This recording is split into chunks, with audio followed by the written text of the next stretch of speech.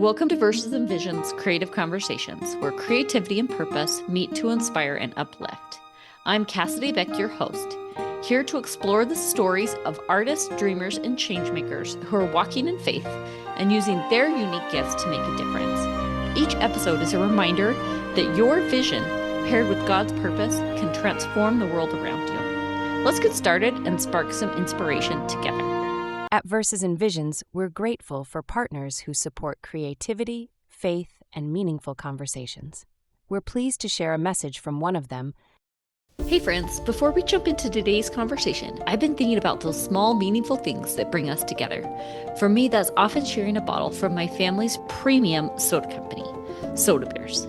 Whether it's crisp ginger beer, smooth butterscotch beer, classic root beer, original apple beer, or apple beer 5, our low-calorie twist, each flavor is a small little reminder of home and of the simple joys. Okay, now let's dive in. Welcome to the podcast, Verses and Visions. I'm your host, Cassidy Beck, and I'm really looking forward to our conversation today. Welcome, Katie Bell. Thank you so much. I'm really excited to be here. So, Katie Bell is a 17-year-old girl with a passion for her country, family, and God. She considers herself an old-fashioned American girl and is grateful beyond words to live in the best country in the world. She's proud to soon-to-be homeschool graduate and is planning on attending BYU, Brigham Young University, in the fall. In her 5 years of speaking, she has been blessed to present at the state capitol to honor the victims of communism on the National Remembrance Day. She has also spoken at Bountiful Regional Center with Why I Love America organization on Veterans Day to honor our brave servicemen and women. And she spoke at the Provo City Cemetery Memorial Day service as a third place winner on the Freedom Festival speech competition. When she's not speaking up about the Constitution or defending rights, she is honored to represent the folk dance culture of the United States of America at dance festivals around the world, sing for the Lord in the Utah Valley Children's Choir, write poetry, and music. You have a very rich, engaged life. I love it, Katie. So you describe yourself as an old-fashioned American girl. What does that mean to you? I believe that being old-fashioned is more than just a style choice. But I remember hearing something once from the philosopher George Santayana once, and it really stuck with me. And it was, those who fail to learn from history are doomed to repeat it. And I've always remembered that. And I've thought about that in my daily life with many of the youth my age kind of straying away from more traditional values that have stood the test of time and that have made us successful. And so being an old-fashioned American girl to me means sticking to the values not only in our Constitution, but sticking to the values that have made this country and many other countries great, such as strong family dynamics, being honest and true to your word, and just the basic moral framework that it was built on. So that's what it means to me. So tell me, what is one old-fashioned habit that you hope would never go out of style? Oh, that's hard. There's so many good ones. I think that it's family. I really hope that family never goes out of style, because I've been seeing a trend recently with so many divorce rates going up and so many people believing that it's not quite as big of a deal to have family dinners together or to have family scripture study. For me, that's a really big deal in my life. And I believe that family is the center of my world and the center of all of our worlds. And I hope that we start putting more emphasis on that. Wonderful. So I'm curious too, and I am at our first meeting, I was just impressed with your confidence. And at 17, you speak with a really deep conviction about family, about faith, and about your country. I'm kind of curious, do you feel like there's a place that you know where your confidence first began? There's been so many memories from me growing up that my confidence has kind of been boosted. I remember many experiences where I felt like God was watching out for me, where I felt like he had a purpose and a mission for me to do. And that's really helped me, knowing that I'm doing this for a reason. And my parents, they've always encouraged me to go and chase my dreams and be independent, and I've grown more confident through that. But I believe that it was a slow process that kind of all ended at like a capstone event. not just like one big event in my younger life. And I think that event was really in September of last year because I was at the Charlie Kirk assassination, and with a big group of my friends from speech and debate, we were all there. And witnessing that, it really made me realize that this life is really too short to not stand up for what you believe in. And once I'd witnessed the worst that could happen to someone who had stood up for their family and God, I realized that I needed to keep standing up for that truth. And so that is probably where my confidence was more cemented. And I realized that I can go out and I can do things and I'm not limited to my age. That's incredible, Katie. So I had no idea that that was something that you had experienced firsthand. And I think that it's incredible that instead of fear, that experience led you with more confidence. That's truly remarkable. And let me ask a question a little bit about that. Sometimes speaking out on different things like takes a certain amount of courage. Has there ever been a time that you have felt a little bit like scared because of your beliefs or because of things that you are speaking publicly about? Definitely. I've I feel like every speaker has nerves when you get up to speak about something, or every singer has nerves. Every creator can have nerves when you're presenting your work. But for me specifically, it's usually about my opinions. And they're not radical opinions or anything. They're that belief in God, belief in family, belief in country, and in certain principles like that. But I have felt nervous on occasion. The thing that surprises me most is it's usually among my peers. It's not in any crazy foreign country and it's not among powerful adults. It's just among the people that I'm with every single day. And sometimes in a big group, I'll feel a little bit alone, or I'll feel lost, or I'll feel like, oh, I shouldn't speak up about that.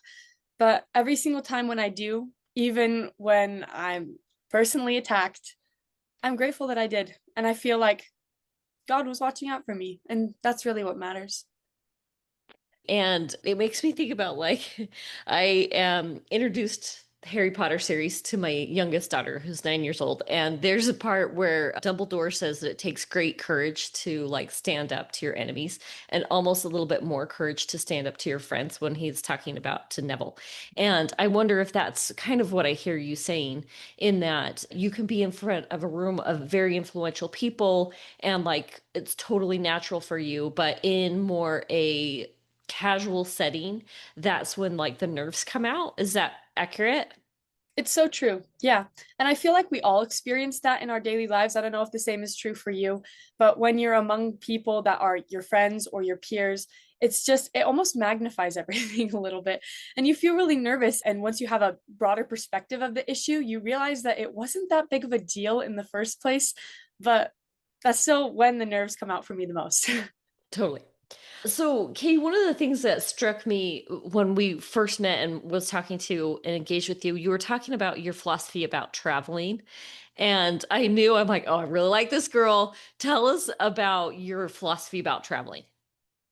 I think that traveling is one of the biggest things that has changed my life, and that every person should have the opportunity to travel, because there's always that one conversation you walk away with in any country that you go to. And you realize, I wish that everyone could have heard that one conversation. You realize the deep meaning that we have in life and what we have in common with many different people. I've had so many different experiences from my travels that I couldn't even begin to describe. But I just feel so grateful that I've been able to do that. And it's helped me really learn a lot about myself and other people. That's so incredible. And I feel like you were able, when we were talking about it, you were able to do it like on a budget. Tell me more about that. Yeah, so there's always been creative ways to do things. My family's been a big advocate for creativity. And so anytime I want to do something, my parents just say, make it happen and you can do it. I remember my first trip I ever took was not outside of the country, but it for that I had earned myself was to like the South. So it was like Texas, Florida, and some other states. And it was just like a choir tour. And I figured out a way that we could do fundraising through that by working concessions for BYU football and basketball games. And so that's what I did for that. And I fundraised for many different other things. And when you just get creative with the places that you stay, when you stay with friends, family, host families, there's many different people that are so kind in this world that you would have never guessed. And then you travel to those places and you meet new people and they say, hey, if you ever want to come here again, just call me. Here's my number. And then you just do that. And all of a sudden you have connections all around the world. That's so incredible. I love it. So I'm curious, how do you balance patriotism with love of learning and also trying to learn from other cultures? Yeah, so I've been thinking a lot about this lately. My most recent trip was to Portugal, and we went to this folk dance and clogging festival. And at the festival, you come and you represent your country. So I was on a team representing America. We were doing hoedowns and Lindy and the Charleston, and we were just like representing American dance through the ages. But there was many other countries there, and one of them that I had never really heard about before was Latvia. And I met these wonderful people from Latvia. They were young adults, and we struck up a conversation. And for the rest of the time, we were just fast friends. And we would like congregate in the meal hall that we would always have, and we would sit next to each other during breakfast and lunch. And they were super interested in American politics, and that's something I know a little bit about. So we were talking about our presidents, their presidents, how it all works, how the states are divided up. And I thought it was really interesting when we got into the nitty gritty portion of our countries. Like, I worship God and Jesus, they worship the elements. We were talking about our different religions and our ideologies. They eat literally meat and potatoes every single day. And I mean, I eat very differently here in America. And it was really interesting to realize that it's not that like one country is so superiorly better in every single way than the other countries. Of course, I love my country and I feel like it's one of the best countries because of the moral foundation it was built upon and the fact that it allows everyone to be free. But when you learn about other countries' cultures, balancing patriotism becomes very easy because you're telling them about your country and how much you love it. And almost as you like bear testimony about the people and your God and the reasons why he's kind of helped make your country free, then I feel deeper love and conviction for living in America than I ever have before. That's really cool. And I feel like I've been like engaged in a conversation like that before, where it's not like you're trying to convince someone, but that you're just sharing, this is my experience, and but I'm also very curious about yours. And so it's like a sharing of ideas and not like a debate. And I hear you saying that, and I really think that those type of conversations are fantastic. Yeah, that's truly what civil discourse is when you don't go in to try and prove a point. Because I've done Mm. speech and debate for 5 years and I know what it's like to debate. But I honestly, outside of the competition zone, I don't try and debate with anyone because the most productive, most amazing form of conversation is that civil discourse. When you both come in with different viewpoints and you leave feeling more educated, and then you can make a better educated choice on your opinion. So you were talking about eating before, and you had mentioned that you like to do ancestral eating. I've heard both of those words. I don't think I've heard them together. Tell me a little bit about what that is and how you heard about it, what it means for you. Yeah, so I promise it's not as scary as it sounds, but ancestral eating is based on history and your roots, just going back to your roots. So I'm very big on my health and keeping my body clean and healthy because I believe as a creator, that's your vessel. These are your hands and you're working for his glory. And so when you are able to keep yourself healthy like that, you're able to fulfill your mission better. But ancestral eating is basically going back to more scriptural eating, going back to more historical in a historical sense. So we read in the scriptures that all fruit and grain should be eaten in its time and in its season. And in the word of wisdom, meat should be eaten sparingly in times of winter and famine and things like this. And so for me personally, it means going back and kind of looking at those traditions of eating that have shaped healthy cultures in the past and bringing that into our modern world. And that might seem really hard because, we have Cheez Its, we have Oreos, but it's really fascinating being able to go back to when the pioneers came to Utah because that's my home state.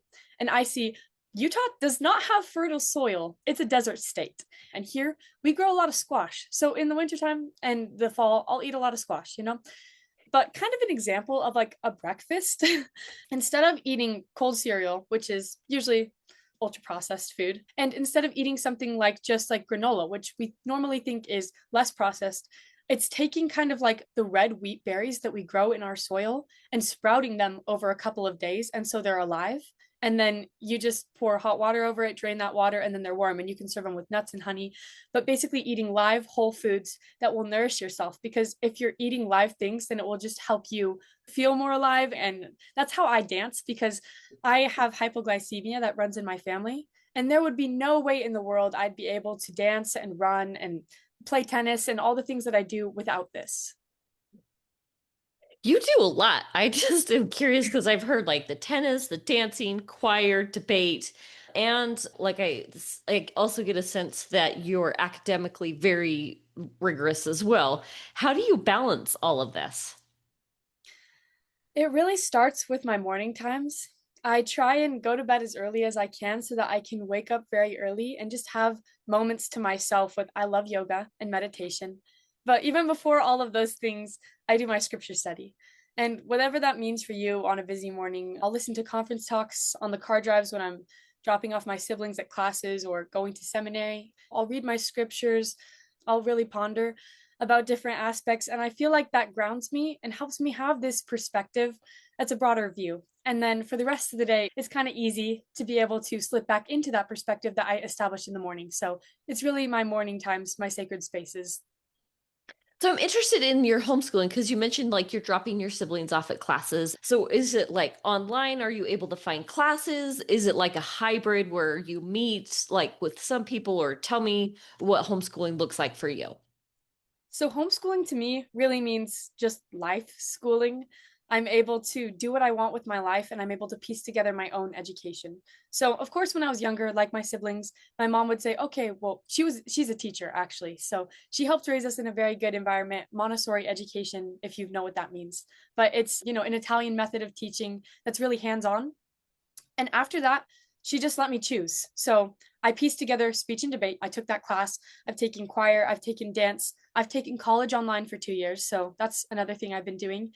And I really just go back to read the great books, all of the great philosophies, all of the great C.S. Lewis's works, of course, the scriptures. And for me, that really brings together this rich education, not only on history, but also I've been able to do the future. So I started an artificial intelligence club right when ChatGPT came out, and we learned for a year just about all of the different things that it can help us do in our everyday lives, little tasks we can automate so that we can spend more time doing our creative works, our academics, and improving our minds, and being able to do that with my family. So the classes that you were mentioning that you like, where do you take those? Like, how do you find them? So it requires a little bit of research, but one of the reasons why we live in Utah is because it has such a beautiful homeschool community, especially where I am. And so speech and debate, that one we found years and years and years ago, because I've been in for 5 years. And it's a homeschool debate league, actually. And there's many different homeschool co-ops. You've probably heard about those, where they just get together a bunch of kids on one day of the week and they all do academic classes. I've been a part of a few of those growing up, but right now I've just been piecing together different homeschool classes, or you can go to your local high school and just say, "Hey, I want to take this one class." So it's pretty easy being a homeschooler nowadays, especially with more school choice coming out. And I've been really happy with that, because I believe that everyone should have a chance at building what they want, because that's the only reason why I have the time to do what I have right now. I would never be on this podcast if I went to public school. I'd probably never be doing any of the dance or the creative works that I'm doing now, or have traveled to all the places I've traveled to if I was in school, because it limits my time. So I'm curious, we mentioned before about trying to have courage when you were talking to your peers, but have you walked into a room with adults, leaders, officials, and do you ever feel like underestimated or maybe like overexposed? That's a really interesting question. Honestly, with homeschooling, I've been able to meet a variety of different ages, and I've always honestly interacted more with adults than not, because I feel like the regular everyday youth experiences, you just interact with your peers. But I've been able to interact with many adults, and so I've never really felt nervous among adults. I've honestly felt like they understand me more. They're very wise, and I want to learn from them. And I've always felt a deep curiosity and when I'm around with adults, because they know so much that I don't, and I want to know how they got to the place that they did. I love that. I love the idea, and that's one that I try and hold too, about that curiosity with people, and that it doesn't matter like who you're in front of, but they know something that you don't, and trying to figure out what it is and what you can learn from them. Feel like that's incredible. That's something that you have already. You've spoken at state capitol honoring victim on National Remembrance Day. What was going through your heart in that moment when you were doing that? This was a very special speech I was able to give, and it had to include a victim of communism. And I was wondering who I was going to pick because there are so many well-known victims of communism. But I chose to do a little bit more research and not just pick one that was very famous, but I wanted to pick someone I really connected with. And I landed on this boy who was my age. He was 17 in 1989, a few months before the Ceausescu regime in Romania was overthrown. And he was protesting, on their big street of Bucharest. And he was shot and he was killed when he was my age, speaking up for what he believed in. And he was protesting against this great evil that had killed so many people. But the biggest thing that happened was when I saw his picture, because there was this black and white picture of him, his school picture, and he just looked like someone that I would have been friends with. And his smile looked so much like my own. It touched my heart. I realized that I probably would have seen him across the room and gone over and said hi, and we would have struck up a conversation and become friends. And the fact that he was my age, I just felt a very special connection that I had never felt before to anyone in history. And I decided to speak on his story. And so in that moment, in the state capitol rotunda, there was these two big screens with his picture up. And I was overcome with this deep emotion and feeling that he was just so brave. And I just wanted to become so much like him. I felt this deep connection I had never really felt before. And I was so grateful in that moment. It really showed that we are all children of God, no matter if you were born in Utah or Romania right now or in 1989 when he was alive. That's incredible, and what a neat thing to experience that connection with him, and to that sounds like a very incredible experience for sure. So you mentioned before a lot of the like creative endeavors that you're involved with. I know some of them. You sang in the Utah Children's Choir, and you've appeared in a lot of music videos: Living Proof, Come Find His Rest, I Am Enough, What Christmas Means to Me, and Land of Liberty. What project, or has there been a project that you felt like most personally connected to your beliefs, your testimony? Yeah, I would probably say it would have to be Come Find His Rest. That song is so beautiful and the message is so amazing. I was blessed to have a solo in it to be able to cultivate that feeling, but it's based on the verse in Matthew. It's talking about taking Christ's yoke upon us and making the burden light, like a yoke of oxen. And the words, it starts with, "Come, weary one, leave your labors. Come, lift your head, see your Savior and friend." And it's so beautiful to me that Jesus is my friend. He knows my name, he loves me. And they're just talking about how Jesus was their friend. And they're so small and so cute. And it just reminded me how Jesus is our friend and he wants us to come. And so that is probably the song that had connected most with my testimony. And that project was very special. So no, let's talk a little bit more about the creative endeavors that you're involved with, because I know they're pretty extensive. Tell us more about it.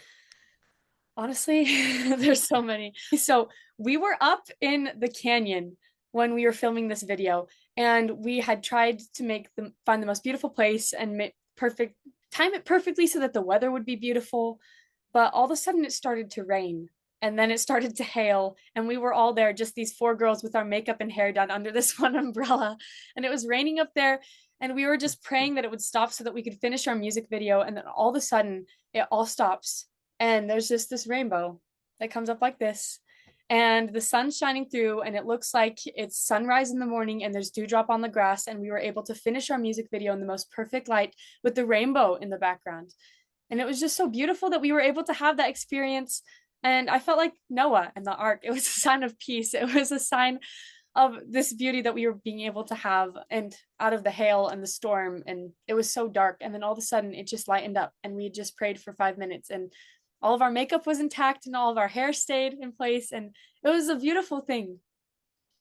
That's incredible because not only was it the lyrics that you connected to, but also the experience of going through that and just having like, it sounds like a little gift from heaven to be like, this is important, here you go.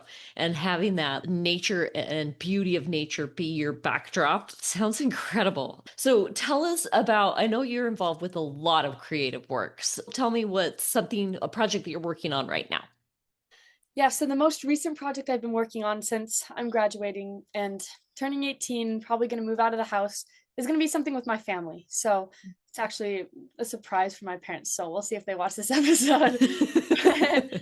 But we're trying to make a recording with all of my siblings, and we're all singing, and then we're going to make this music video. And I think it's really special because we were born so close together. It's 7 kids in 10 years. So I'm Wow. 17, the youngest is 7.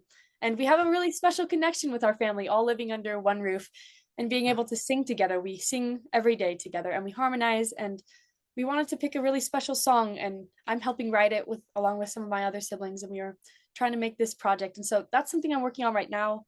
So I'm curious with everything that you are doing, have you struggled with balance, trying to keep like your spirituality, your physical, emotionally, like trying to keep all of it up while you're doing all that you're doing?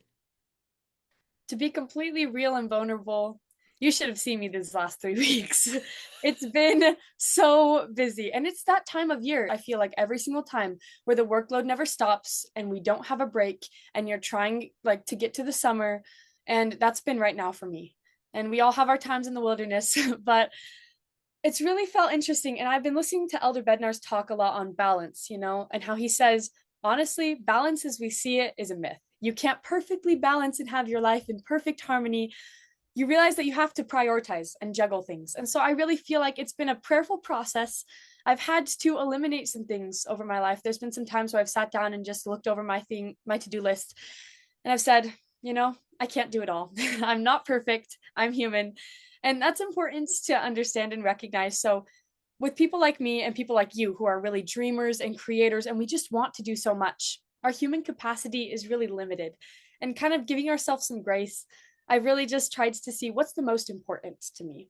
And I've tried to prioritize, of course, my spiritual well being, my physical well being, and then I'm trying to see which projects I'm able to work on that day.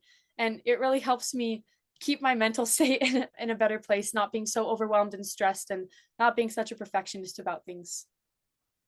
I really like that a lot. And I think what's the best thing that you could be doing? Because there's like the world is filled with so much awesome, cool stuff that you could be involved in and that you can do.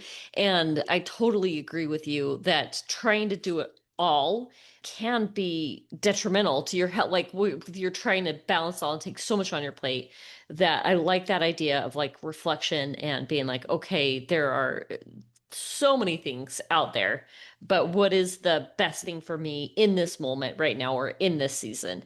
And that's not to say that it can't change later, but for me right now, what does my priority need to be?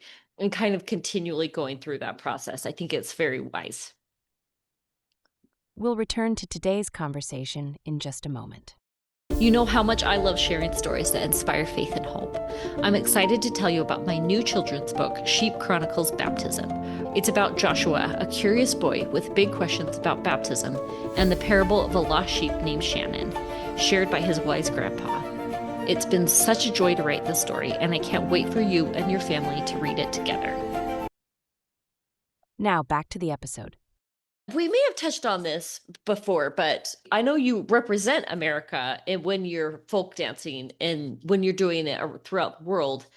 What has performing internationally taught you specifically about America and being American? It's taught me so much.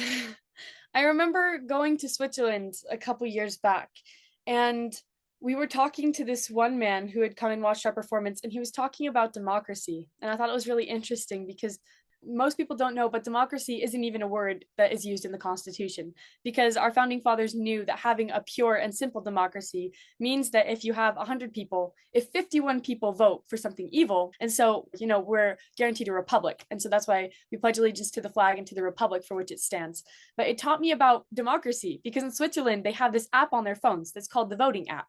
And every single day you log on and you vote about 50 times a day on different things in your neighborhood. And it it was really interesting to me that they were talking about how they voted on this pool that they were trying to instill. They were like, do you want a park or a pool or this or this or this? And so they would vote and they got that they wanted a pool. And then they're like, okay, which tile do you want? What temperature do you want the water? How full do you want it? What kind of slides do you want? Do you even want slides? And so they would go through all these things, and it took a couple years for them to all vote on it. But basically, whichever one had the majority, it would pass every single day. And so they vote on things like that just in their community and in their neighborhood. And I thought, for one, that was really interesting.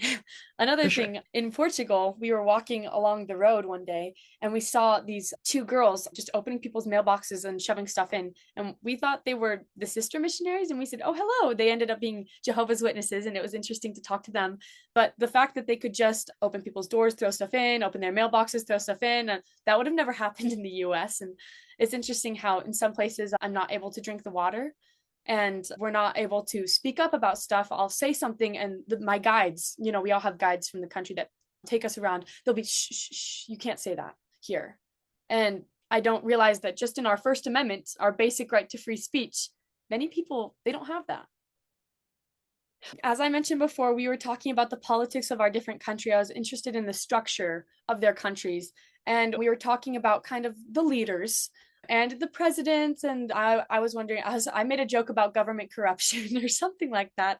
And they're like, oh, we can't talk about that right now. You're not really supposed to talk about our leader that way. But it's interesting to see that not everyone has that. And just as a kid, I've been very grateful that I've been able to say what I want. And I've been able to say, oh, I believe that we should be doing this, or we should be doing this, or this shouldn't be going on, and stand Yeah. up for my values in that way. So if a younger person listening feels unqualified to speak up for what he or she believes, what would you tell her or him? I would tell them that the pressure is not all on you. Don't worry, because it's really just you being God's mouthpiece. And he's the one that wants you to speak up and take action. You've heard the saying, God can't drive a parked car. And that's so true. If you're not taking action in the direction of the things that you want to do, he's not going to be able to speak through you. And it might be scary to take the first step, but once you do it, he's going to help you the rest of the way. Very well said. Wow. So also I'd like to talk about periods of self-doubt or imposter syndrome, or if you have like a unrealized expectation that you didn't even know existed. And then you're like, oh, well, this is disappointing because I had this mind picture that I didn't even know was there, but this is not what I thought I was getting myself into. Have you had kind of those experiences? And if so, like, how have you pushed forward?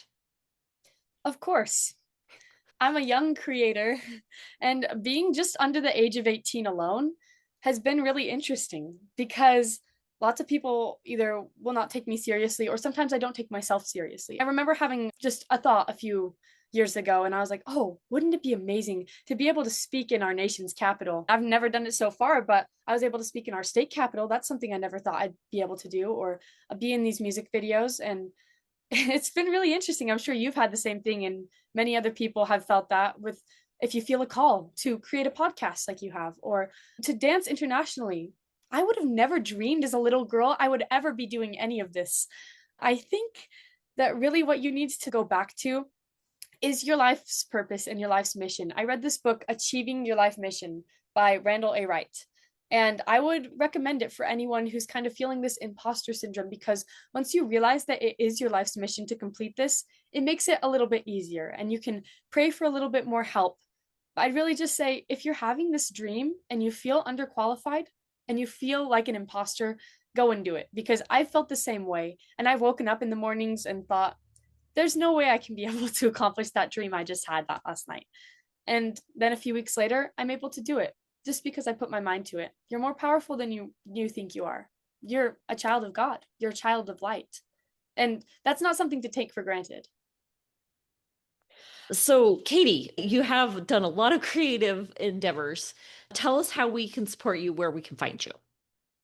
So currently you can find me on my Instagram account or you can friend me on Facebook. I'm on there and I'll just make posts every so often about what I'm up to. I'm going to be creating my Spotify account and my YouTube channel soon because I'm going to be putting out some videos that you guys might want to see. And so if you follow me there, I'll just be linking everything else in the description in the bio. And so you'll be able to find me. And you will also be including the piece that you're working on with your siblings. Yes, yes, I will. So keep a lookout for that. It will be Exciting. Well, do you feel like, is there anything that we haven't touched on that you feel like you would want to say? Oh, I had a thought when we were talking about about America. One of the biggest things I thought about was I wouldn't be able to be doing what I was doing now because I'm having, as a creator, you're able to write these songs, you're able to come out with these podcasts, and you don't realize how easy it is for us to do that in America and easy for us to just start something, but they can't do that. But I don't know, I'm just grateful to have had this because it's been an interesting life I've lived. And I feel like I've had so many experiences that almost like I don't deserve. Does that make sense?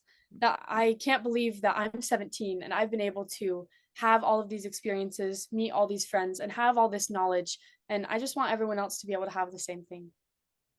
And I think one of the things I feel like I hear you saying is that like we do things that like you could say whatever you want at the Thanksgiving table, wherever you are in public. And also you can come on a podcast and articulate your feelings and if you want to start something, you can. And we do all these things without realizing what a gift that we have. It's true. We underappreciate what we're able to do here in a lot of different ways. And that's what I've been thinking. Yeah.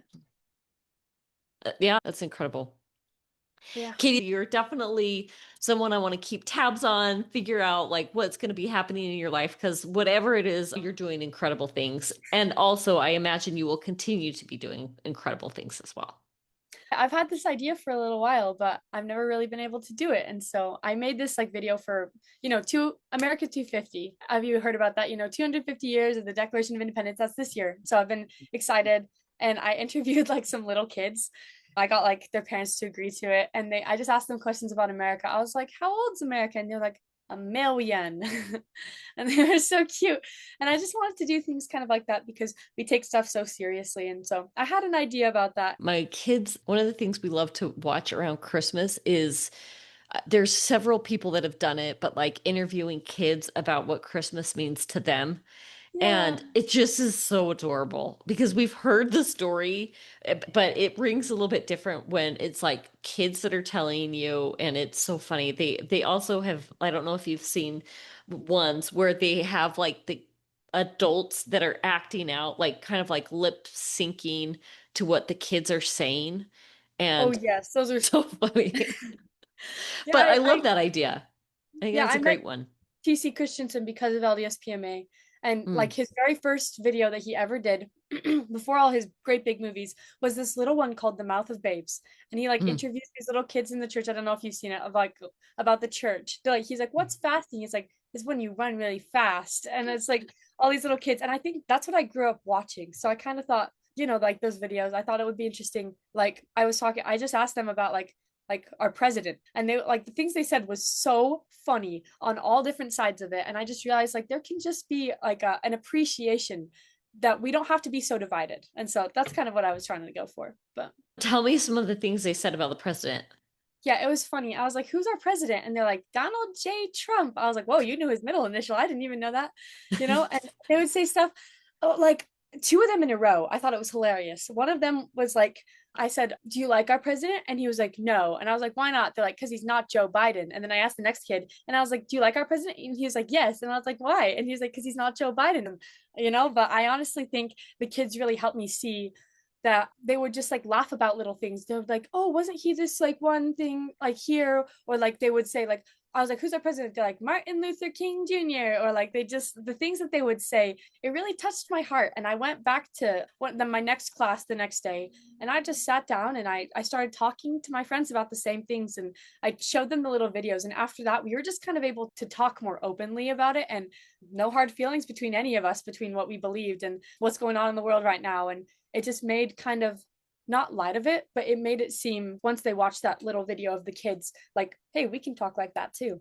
Yeah, it's great. And I really like what you were talking about earlier in the podcast where you're talking about like in the difference between like entering a conversation in like full on debate mode or entering a conversation with like discussion mode and like having do this video and the kids aren't entering this discussion in debate. It's just this what I think and take it or leave it and watching that and then kind of like trying to take that energy, like the kid like energy, just like yeah, whatever. Like kind of take it or leave it. I'm not so attached to something and furthering the discussion. I think that's incredible. Yeah, they're so innocent. I love it. Yes. Yeah. Yeah. Thank you so much. Yeah, absolutely. Katie, it's been a pleasure. Thanks for tuning in. Until next time, keep creating, keep dreaming, and keep bringing your visions to life.